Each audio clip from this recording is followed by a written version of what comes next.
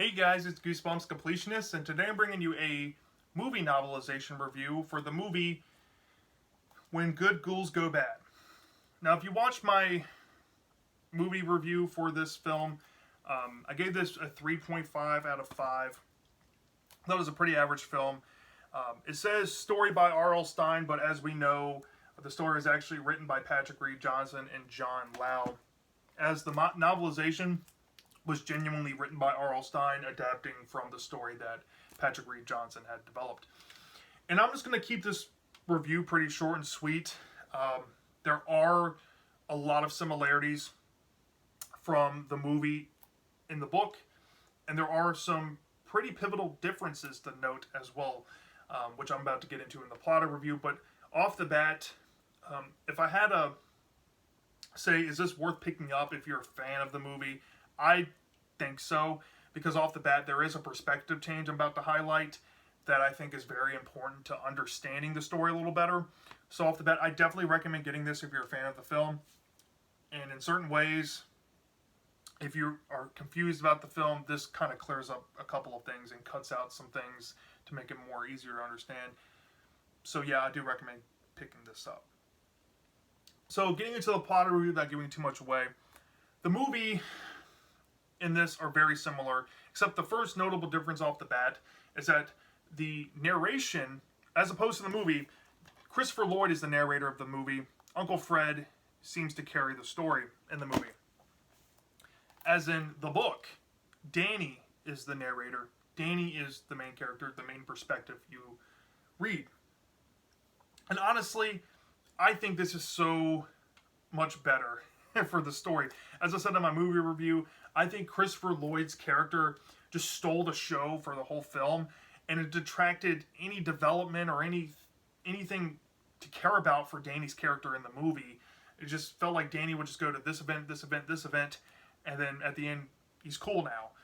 But in the book, you really get to feel Danny's perspective of everything going on in the film. I mean, the film, I guess, given how choppy it kind of really was in the grand scheme of things, tried to highlight this, but I don't think it did it as effectively as this book here. Basically, all you need to know is that Danny's this new kid in this town called Walker Falls, which is named after his family name, the Walkers.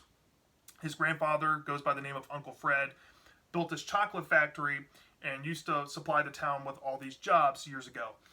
But about 20 years prior to the events of the story, there was a tragic accident involving this kid named Curtis Danko, and he died in a fire-killing accident. And there was supposedly a curse written in his ashes, discovered by this kid named Cankle, who has grown to be the coach of all the sports teams in town. And he said that the statue was so terrifying it made him go blind for like a couple days, or so terrifying it has to be covered up and nobody ever looked at it, kind of thing. And his words, the town took as like literal prophetization that Curtis Danko has cursed the town. If they ever celebrate Halloween again, he's going to come alive and do some harm to people. So for over 20 years, they haven't celebrated Halloween. And shortly after the accident, Uncle Fred closed down the chocolate factory, and all the people lost their jobs, and people have been struggling ever since. So Danny and his father have, his father and his, and his mother divorced. It kind of touches on this a little bit better in the book here, but they're divorced.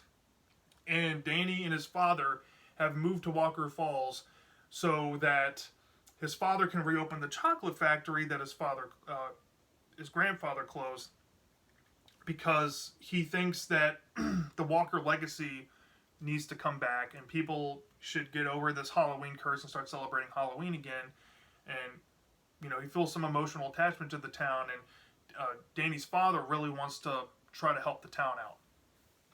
So it kind of dives into that. It dives into Danny's struggles being a new kid, how he feels about Coach Cankle's son and his interactions with him, how he has kind of a crush on this girl named Dana. And it gets into the same scenes as the movie, like the whole graveyard scene where, the kid, little Cankle and his toady are trying to get Danny to go inside of Curtis Danko's mausoleum and look at the statue. And when he runs away, they end up back at Danny's house with his grandfather dressed up like a Viking, And then he goes into the town meeting later on that night, where Danny's father's proposition for a Halloween celebration is turned down, basically. And then the events of next day getting weirder and weirder, where there's a statue, like pile of pumpkins going on in the middle of the town, and the pile of pumpkins tragically kills his grandfather, Uncle Fred. But this is where the story kind of does things a little bit differently here. With the whole grieving process, of course, the whole thing with Dana still happens, and they go to the Curtis Danko house. But Curtis, like the whole thing, the whole falling out after little Cankle comes and spoils all the fun. They cut out the scene when the mom comes and talks about the electrical bill. That gets cut out. There's also a different setup of how the father confronts Danny after losing his grandfather. And in the scene in the movie, I think he's confronted by his father in like a courtyard or something. In the book, he's like in an office or something when, or maybe the house when they're talking. I forget, but it's something like that. And Danny, of course, tries to have some alone time, and like the movie, he encounters Uncle Fred, and it's revealed that the Walking Dead are around. And then the whole scene with Cankle going around shouting in the from his truck to take down the Halloween decorations because they started popping up, supposedly maybe because of Uncle Fred. And Uncle Fred confronts him out front, and the whole hand scene with the window happens, and then the whole clown party thing happens when Uncle Fred tries to crash the party, and he loses his limbs, and Dana and Danny have to put him back together. And then there's a big revelation going on about the undead coming through the town. It's pretty similar, although they did cut out the scenes with the assistant going to pick up the German investors. Like the German investors still are coming to take a look at the town, take a look at the factory, and want to, Danny's dad is hoping that they'll give him money to buy new machinery so they can properly make the chocolate they need to make. But anyways, getting back to it, Danny's father and Dana's mom still have that connection from high school, and they still pass out when they see Uncle Fred alive in the house. Well, I guess undead alive. And basically the same whole event happens where, they all get taken to Curtis Danko's house. All the townspeople and all this people undead come to Curtis Danko's house, and it's revealed that Curtis Danko is alive from the skeleton that was put there by the girl, Dana. And the Fireflies are still revealed, like the movie, that the Fireflies are the reason why they're able to come back and walk the earth again. And basically, the same events unfold like the climax in the movie. There's a big revelation with Coach Cankle and the secret he's been keeping. And then there's a consequence for Coach Cankle that happens. And then, of course, the same ending wraps up where the heartfelt ending happens with all the undead, including Uncle Fred. And then, of course, the happy ending where the investors, of course, may or may not agree to give Danny's father the money to reopen the chocolate factory that he needs. And that basically is the book. Like I said before, the movie is about going into the narration of Uncle Fred, as this really showed Danny's perspective throughout this whole format of the story. And I really appreciated this as well going into it, because I was hoping that this novelization would not have the same Uncle Fred commentary, because I wanted to know what was going on with Danny while watching the film, and I feel like this cleared up a lot of loose ends I had. And I also liked how they trimmed out some of the filler that the movie had. Like if you don't own the DVD or don't know how to watch this anywhere, and maybe you come across this book, honestly, I'd recommend getting the book and just reading the book too. I mean, it does cut out some filler. It basically has all the key scenes that the movie has. You really can't go wrong getting this. Other than that, it's pretty much identical to the movie here. It's still kind of all over the place. It's still kind of choppy, but at least the perspective is a whole lot better. It's a whole lot clearer. The message feels more intimate when Danny's the narrator here.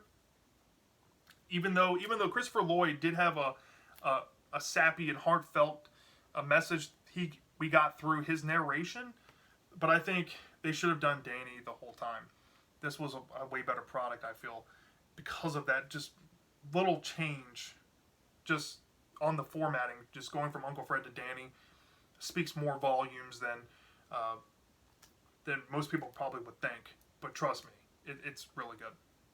So, from a 0 to 5 stars, like, it still has this choppy moments the movie has. The plot's still kind of choppy, still kind of weird, still kind of feels over the top, even though this is an adaptation. It's not my cup of tea, but I do find it better than the movie. So I'll give this a 4 out of 5. I only deducted a point off just for like the choppiness and over the top things going on in the story. But yeah, I still really like this. I think this is an above average book, just in general. I would recommend this version for the story. If you have never heard of this story, you can watch the movie if you want, but I definitely recommend this version more. So yeah, that's my thoughts on the When Good Ghouls Go Bad movie novelization. Let me know if you have read this. Did you like this, love this, or did you hate this or not like it as much? Dying to know. And I'll see you next time.